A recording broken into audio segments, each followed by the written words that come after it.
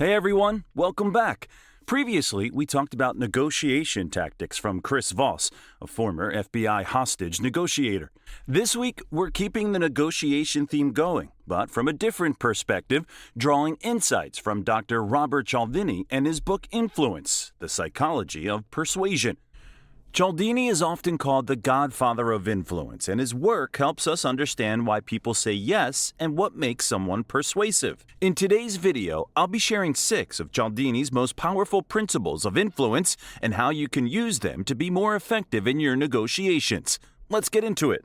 First up is reciprocation.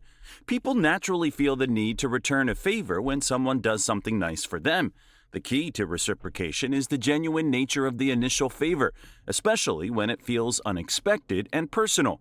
As social beings, this sense of obligation is deeply ingrained in us. It shapes our decisions in a big way. In negotiations, offering a small, personalized favor up front, like valuable advice or a minor discount, can create a sense of obligation in the other party. The authenticity behind the gesture is what makes it powerful, as it makes the other person feel genuinely indebted. Even small concessions can make the other party more willing to meet you halfway, significantly increasing the chances of a successful negotiation. Another powerful principle is commitment and consistency. People like to stay consistent with their previous actions or statements, especially when those actions are made in front of others. If you can get someone to make a small commitment early on, they're more likely to follow through on a larger request later. In negotiations, leverage this by getting small agreements in writing or discussing next steps openly with other team members. Public commitments heighten the psychological pressure to remain consistent. For example, if you need a coworker's help on a big project, start by asking them to assist with a small, manageable task. Once they agree, they're more likely to help with larger tasks as well. Another effective principle is social proof. People look to others for cues on how to behave, especially in uncertain situations.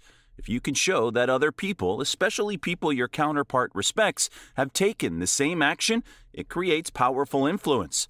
The more similar the people referenced are to your counterpart, the stronger the effect.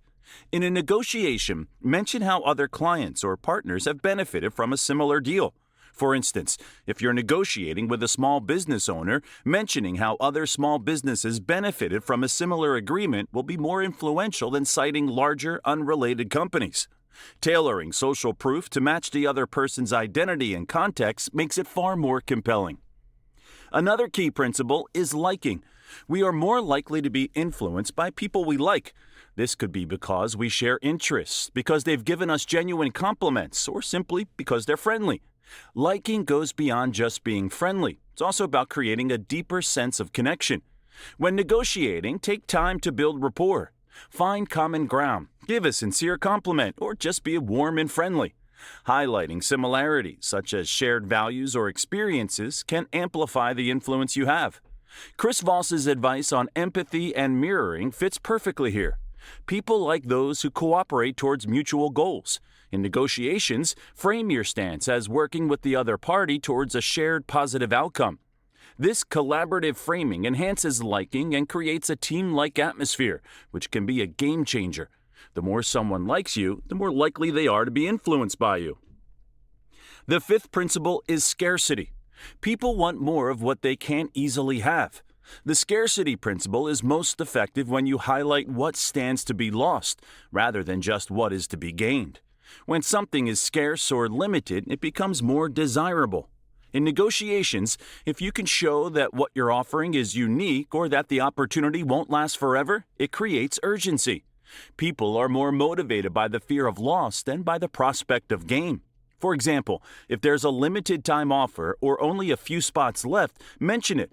Highlight what they might miss out on if they don't act, like a unique advantage, a cost-saving opportunity, or an edge over competitors. The emotional impact of potential loss can push people to act more decisively. Finally, we have authority. People tend to follow the lead of credible experts.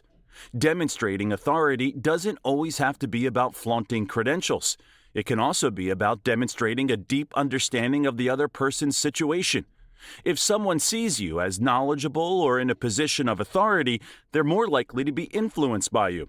Establishing your authority in negotiations can be as simple as demonstrating your experience, sharing relevant credentials, or quoting an expert. In negotiations, showing that you've done your homework about the other party's needs and challenges can establish you as a knowledgeable and trustworthy figure. Mentioning a well-known expert's endorsement or citing your relevant experience can help boost your position. This type of authority, based on empathy and understanding, often resonates more deeply than formal titles or accolades. Authority builds trust, and trust makes people more inclined to agree with you. If you want to learn even more about negotiation, check out our previous video on Chris Voss, a former FBI hostage negotiator, and his negotiation strategies. It's full of practical tips that you can start using right away to level up your skills. Thanks so much for watching. If you found this helpful, please like and subscribe, and I'll see you in the next one.